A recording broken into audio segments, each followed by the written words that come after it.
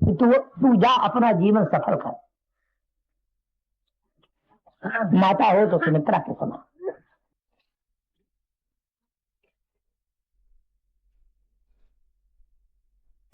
तुम्हारे भाग राम बन जाऊं, दूसरे हे ताद कछुआ। मात चरण सिर नाय, यहाँ एक मार्मिक चीज है इस दोहे में। मात चरण सिर नाय, चले तुरत तुरत संकित हृदय। अब यहाँ पर प्रश्न होता है कि माता सुमित्रा की आज्ञा जब हो गई लक्ष्मण को कि बेटा तुम जाओ और श्री राम की सेवा में, तो अब कौन सी शंका लक्ष्मण को रह गई? चले तुरत संकित हृदय।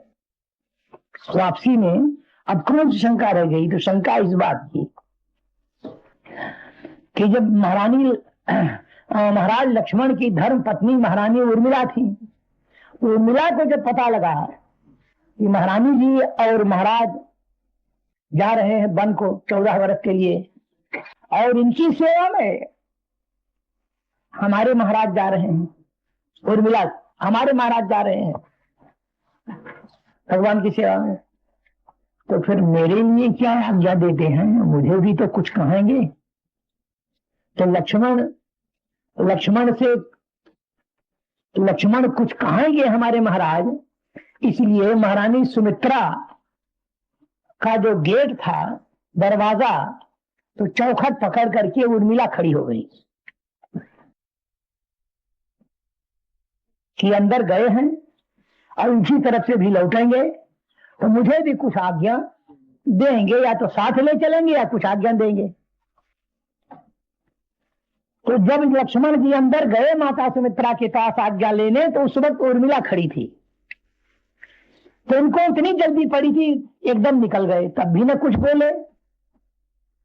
और अंदर से जब निकले तो चले तुरत संकित हृदय। माता की आज्ञा तो हो गई मेरे लिए सरकारी सेवा में जाने को, परंतु उर्मिला खड़ी है, अरे वो भी तो अर्धांगी है, उसका भी तो मुझ पर अधिकार है, तो देखें उससे हमको छुटकारा मिलता है कि नहीं। माता की आज्ञा तो हो गई। यही शंका थी लक्ष्मण के हृदय में। चले तुरत संकित हृदय। मगर इतनी जल्दी निकले हैं धड़ाके से अंदर से, उर्मिला की तरफ लक्ष्मण ने देखा भी नहीं और चले गए साथ वन को। परंतु धन्य है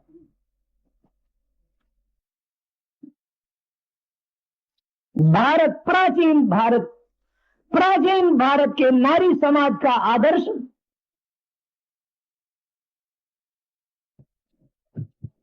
कि उर्मिला समझ गई कि बस महाराज गए वन को। 14 वर्ष तक लक्ष्मण सरकारी सेवा में रहे हैं, नहीं आए, और 14 वर्ष तक चौखट पकड़े हुए देवी उसी जगह खड़ी रही, खाना नहीं, पीना नहीं, अंदर यहीं गई, बाहर नहीं, बैठना नहीं, 14 वर्ष तक चौखट पकड़े बस खड़ी रही देवी। ये भारत के नारी समाज का इतिहास है। सूख गई, लक्कड़ हो गई। लक्ष्मण जी से भी बढ़ करके महारानी उर्मिला की तपस्या। जब लौट करके लक्ष्मण जी आए हैं और आज्ञा दिए हैं, दर्शन दिए हैं उर्मिला को, तब फिर खान पान आदि ग्रहण किया। यही है, चले तुरत संकित हृदय। खैर, चले जाते हैं वन को जाते हैं, सब लीलाएं होती हैं, सब चरित्र होते हैं। महारानी जी का जब हरण हो जाता है तो चंपासर पर भगवान राम और लक्ष्मण बैठे हैं। तो एक दिन भगवान राम लक्ष्मण को पूछते हैं, भैया लक्ष्मण एक प्रश्न है तुमसे। वही है क्या महाराज? प्रश्न यह है कि पुष्पम दृष्ट्वा फलम दृष्ट्वा दृष्टा जौषित यौवनम त्रीण रत्नानि दृष्टैव कस्य नो चलते मनः। उत्तर दो इसका। पुष्पम दृष्टवा, अच्छा फूल देखकर, फलम दृष्टवा, अच्छा फल देखकर, दृष्टवा जौषित यौवनम, युवावस्था की सुंदरी स्त्री देखकर, तीन रत्नों को देखकर संसार में कौन ऐसा पुरुष है कि जिसका मन विचलित नहीं होता? उत्तर दो हमको। पुष्पम दृष्टवा, फलम दृष्टवा, दृष्टवा जौषित यौवनम, तीन रत्नानि दृष्टैव कस्य नो चलते मनः। किसका मन नहीं विचलित होता? तो लक्ष्मण जी उत्तर देते हैं, महाराज सुनिए, देखिए कसौटी हमारे यहां शास्त्रों की। लक्ष्मण जी उत्तर देते हैं, पिता जस सुचिर भूतो,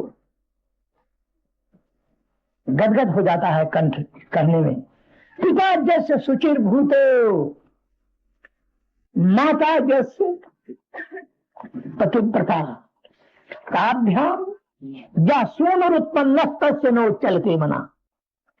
पिता जिसका सदाचारी हो, पिता जिसका सदाचारी हो, माता जिसकी पतिव्रता हो, ऐसे माता पिता से उत्पन्न हुआ जो पुत्र है उसका ही मन नहीं विचलित होता तीनों रत्नों को देखकर, बाकी सबका हो जाता है। कितनी सुंदर कसौटी है।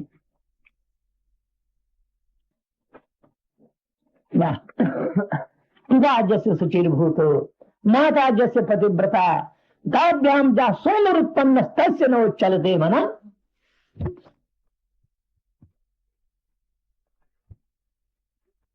खैर, सब कुछ चरित्र हो जाने के बाद लंका पर चढ़ाई होती है। विजय प्राप्त करने के बाद अशोक वाटिका से सीता जी लाई जाती हैं। श्री राम कहते हैं, नहीं, इतने दिनों तक तुम अशोक वाटिका में रही हो, राक्षस रावण के यहां यथेष्टम गम्यता मिता, जहां तुम्हारी इच्छा हो वहां तुम जाओ, मैं तुम्हें नहीं स्वीकार करूंगा, मैं तुम्हें नहीं ग्रहण करता। अच्छा, ये बात संध्या लाई जाती, लक्ष्मण लाते हैं। और अग्निदेव से कहती हैं नारायणी सीता जी, जानकी जी, अरे यथानाम यथानाम शुद्ध चारित्र्याम परंतु दुष्टाम जानाति राघव, तथा लोकस्य साक्षी माम सर्वथा पात पावका। मैं निष्कलंक हूं, मैं शुद्ध चरित्र वाली हूं, परंतु राघव जो श्री राम है हमको दुष्टा मानते हैं, हमारे प्रति उनको संदेह है। तो वह जगत के साक्षी अग्निदेव प्रकट होकर और मेरे साक्षी बनो, तुम जैसा मैं हूं तुम बतलाओ। यहां कहने की देर अग्निदेव प्रकट हो जाते हैं और प्रकट होकर श्री राम से कहते हैं, राम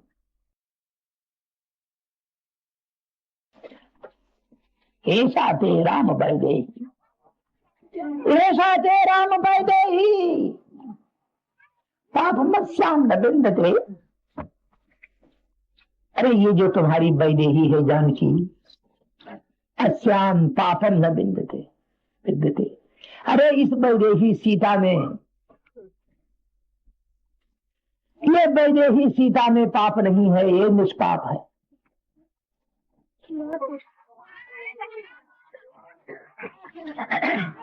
ये निष्पाप है, मन वचन कर्म तीनों से निष्कलंक है।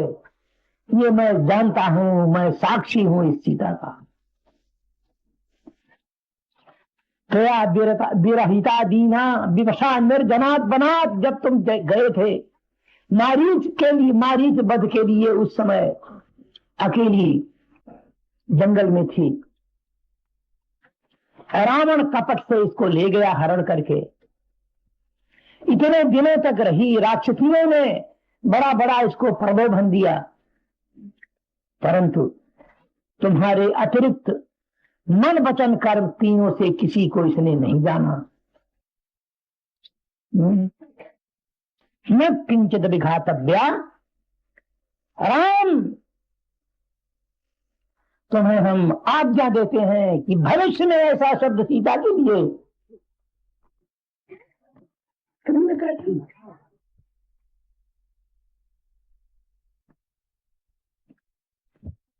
सावधान, कभी न कहना। सीता के हृदय को बड़ा आघात पहुंचा है तुम्हारे इन शब्दों से। तुम कहते हो कि मैं नहीं स्वीकार करूंगा।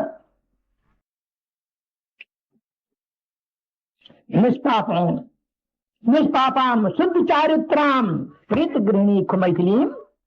अरे इस मैथिली सीता को प्रेम पूर्वक तुम इसको स्वीकार करो, मेरी आज्ञा है तुम्हारी ये। भविष्य में ऐसा शब्द इसके लिए कभी न कहें। आम आज्ञा पयामिते, मैं तुम्हें आज्ञा देता हूं। अग्नि कह करके अंतर ध्यान हो जाते हैं, साक्षी देकर है। शिव, ये चरित्र जब सब हो जाता है, आते हैं अयोध्या, राज्याभिषेक होता है, सीता जी गर्भवती होती हैं। एकाक्षी जो था काणा धोबी, उसके द्वारा लोकापदार्थ सुनते हैं। श्री राम गुप्तचर बनकर अपनी स्त्री को कभी वो मार के निकाल देता है और कहता है कि क्या मैं राम हूं? इतने दिन तक सीता अशोक वाटिका में रही, वहां लंका में राक्षस रावण के यहाँ, और फिर भी उसको ले आए हैं अपने यहाँ। अरे राजा होंगे तो अपने घर के होंगे, मैं तुझे अब नहीं ग्रहण करूंगा, मैं निकाल दिया मार के तुझे। ये लोकापदार्थ सुनते हैं। सुन करके अब ये होता है, चक चक प्रजा में चक चक मचता है। जिस समय तो अयोध्यापुरी की सारी प्रजा, अयोध्यापुरी की सारी प्रजा हो जाती है उस धोबी एकाक्षी की तरफ।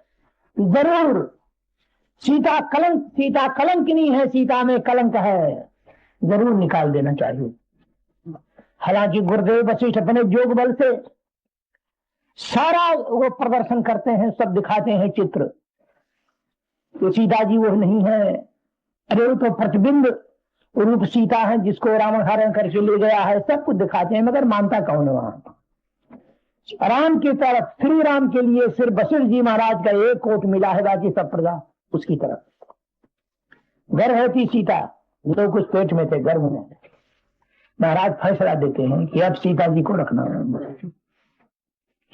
लक्ष्मण को बुलाकर कहते हैं कि लक्ष्मण, हाँ महाराज, देखो सूर्योदय से पहले रथ पर बिठाकर सीता जी को गंगा के किनारे जंगल में छोड़ आओ।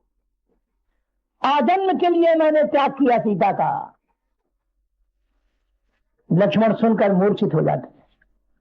होश में जब आते हैं तो कहते हैं महाराज ये काम हमसे ना होगा। तो श्री राम गरज कर बोलते हैं, तुम भी मेरी प्रजा हो, मैं राजा हूं, राजा की आज्ञा प्रजा पर सिरोधार्य है। जो मैं तुम्हें आज्ञा देता हूं तुमको करना पड़ेगा, ले जाओ सीता को। लक्ष्मण चुप हो जाते हैं, रथ पर बिठाकर सीता जी को ले जाते हैं। गर्भवती सीता जंगल में जब छोड़ते हैं, सामने गंगा बह रही है, घोर अरण्य है। जंगल में जब उतार देते हैं रथ पर से, और लक्ष्मण जी सीता महारानी के दंडवत करते हैं, और दंडवत कर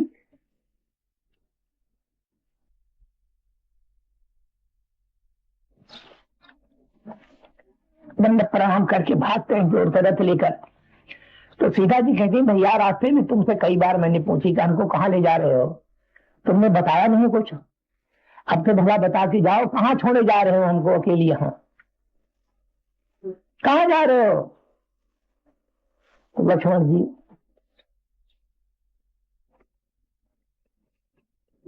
लेकर कहते हैं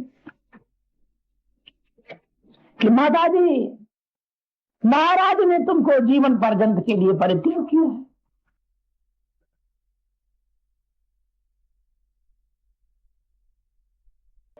कह करके लक्ष्मण रथ पर बैठते हैं, जोर से रथ लगाते हैं। सीता जी मूर्छित होकर गिर जाती है, हो रहा है,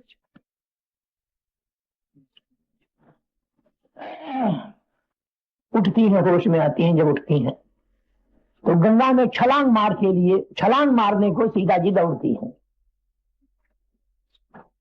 जब छलांग मारने के लिए सीता जी दौड़ती हैं गंगा जी में, उस वक्त महर्षि वाल्मीकि जंगल से निकल पड़ती है।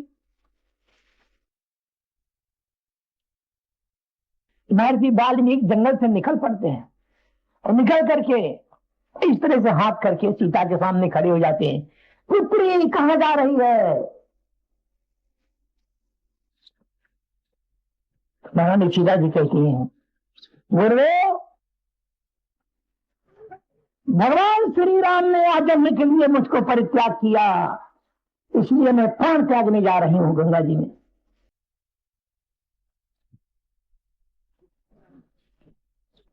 महर्षि वाल्मीकि जी कहते हैं बेटी ऐसा मत कहा, भगवान राम तुझे भगवान राम ने नहीं त्याग किया, राजा राम ने त्याग किया।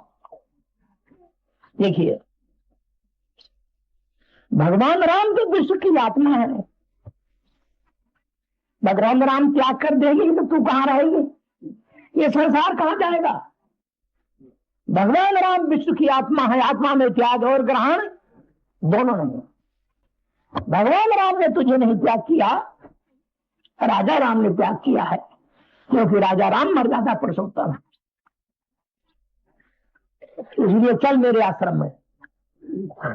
महारानी सीता जी को ले आते हैं बुलाकर अपने आश्रम में, कुटिया में। कालांतर में लवकुश पैदा होते हैं, लवकुश को पढ़ाते दिखाते हैं वाल्मीकि जी, धनुर्विद्या की शिक्षा देते हैं। श्री राम का विचार होता है अश्वमेध यज्ञ करने का।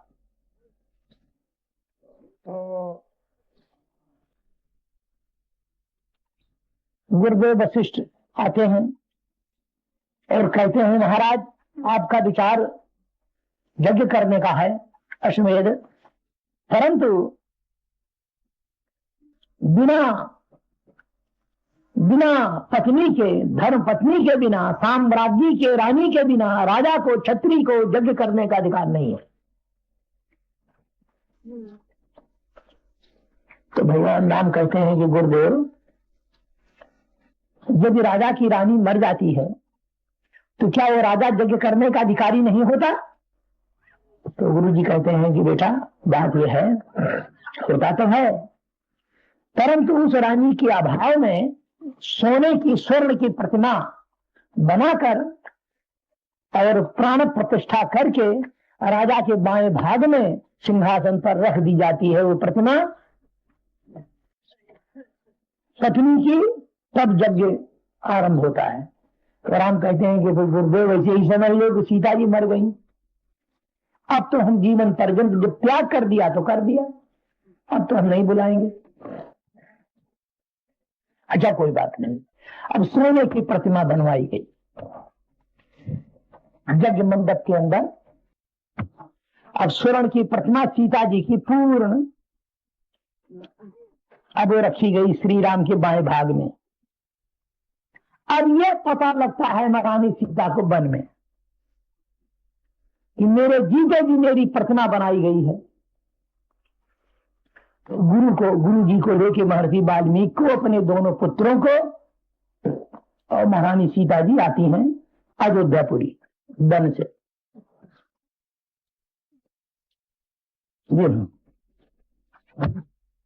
अयोध्या आती है और देखती हैं कि मेरी प्रतिमा बैठा ली गई है सिंहासन पर। कभी महाराज राम सीता जी की तरफ नहीं देखते, कभी गई है तब भी। तो बुढ़े बाबा महर्षि वाल्मीकि जी क्या कहते हैं हाथ उठाकर यज्ञ मंडप में, बहुवर्ष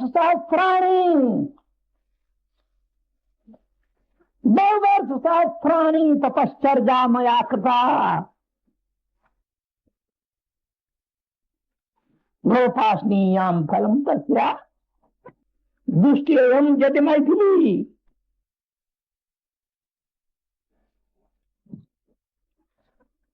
सभा सदस्यगण एवं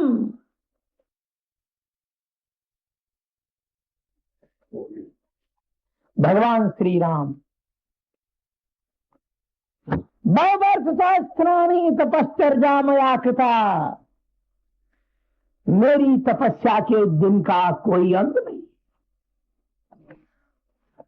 कितने हजार वर्ष, कितने लाख वर्ष मैंने तप किया है, मेरे तप का अंत नहीं है। सारी तपस्या मेरी नष्ट हो जाए, सारी तपस्या मेरी छीन हो जाए, अनंत काल की सारी तपस्या विफल हो जाए, यदि मैथिली सीता जी में थोड़ा सा भी कलंक हो तो हाथ उठाकर सिखाई देते हैं। बहुवर्ष सहस्राणि तपश्चर्या मया कृता मैं पासनीयाम फलम तस्या दुष्टेयम यदि मैथिली। परंतु वहां सुनता कौन है? अपनी स्वर्ण प्रतिमा देख करके महारानी सीता जी महारानी वसुंधरा पृथ्वी से कहती हैं, माता तूने मुझे पैदा किया है, मैं तेरी तुझसे पैदा हुई हूं। यथा हम राघवादन्य मनसापि न चिंते तथा में माधवी देवी। अरे विवरण दा तुम्हारा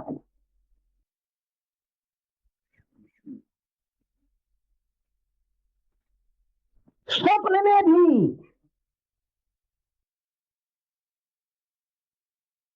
मन से, अरे मन से भी स्वप्न के अंदर भी राघव श्री राम से अतिरिक्त यदि मैंने किसी पर पुरुष का चिंतन नहीं किया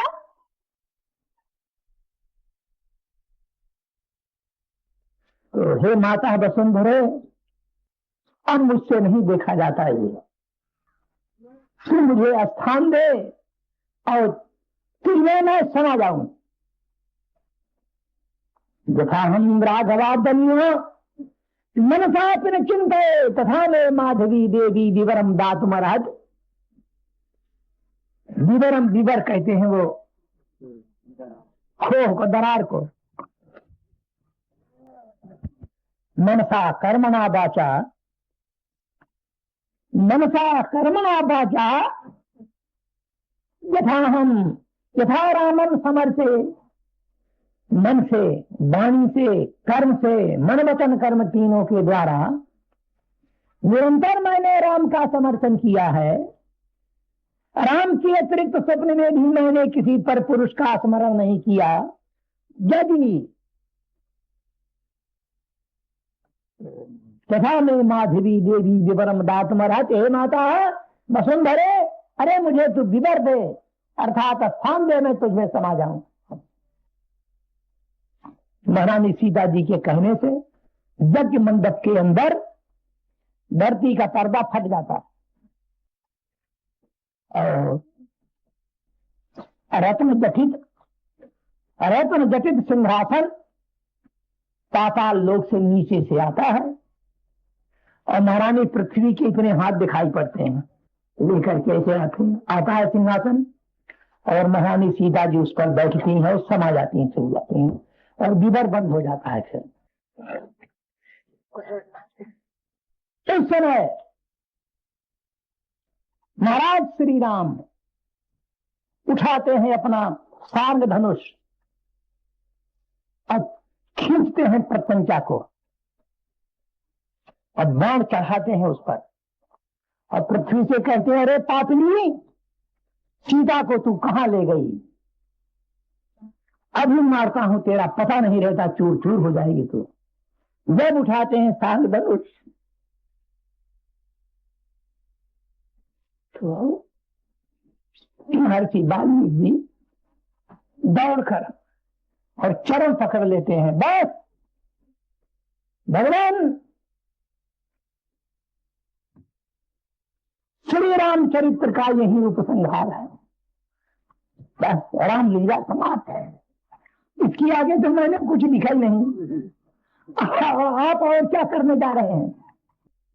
यहीं तक हमारी कलम है। बस रामलीला का उपसंहार यही, श्री रामचरितमानस का उपसंहार यही।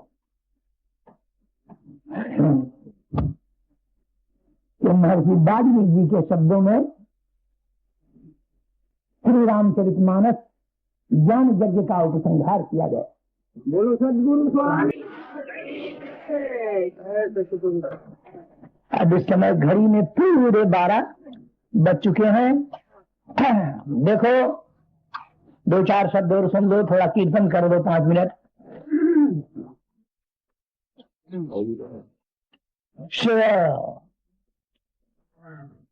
भगवान श्री राम विश्वात्मा की असीम कृपा से श्री रामचरितमानस अध्यात्म ज्ञान यज्ञ निर्विघ्न संपन्न हुआ। और प्रेमियों जितने बैठे हो भैया, अध्यात्म ज्ञान गंगा की धार 7 दिन तक बह गई। अब इसकी कदर करना, अपने अपने हृदय में इस अध्यात्म मूर्ति की स्थापना करना। और दूसरी चीज यह है कि इस ज्ञान गंगा, इस ज्ञान में, इस ज्ञान पद में, इस अध्यात्म आत्म तत्व में, तत्व पद में स्थित होकर और तुम्हारे व्यवहारिक जगत का जैसा व्यवहार है, नीति के अनुकूल, नीति के अनुसार उसके पालन करने में तुम समर्थ हो। तुमको अगर कर्म करना है तो अपने को आत्मा जानकर कर्म करो।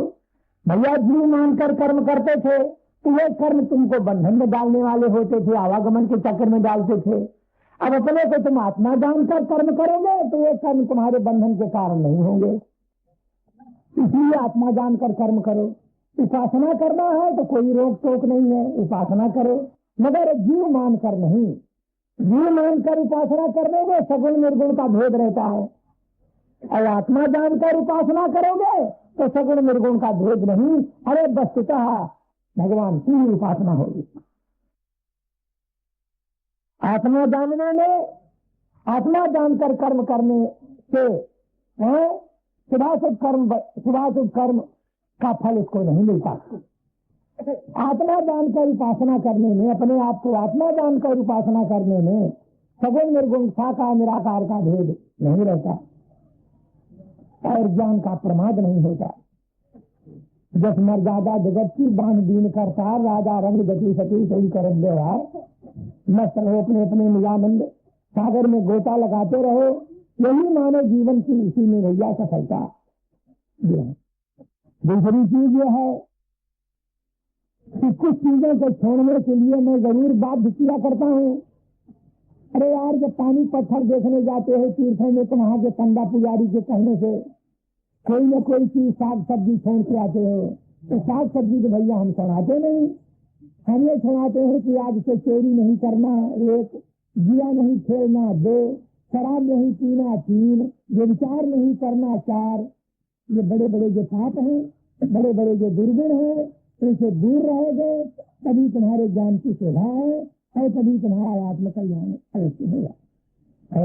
और मुक्ति की तो यही सदैव प्राणी मात्र जीव मात्र के लिए यही कामना रहती है सर्वे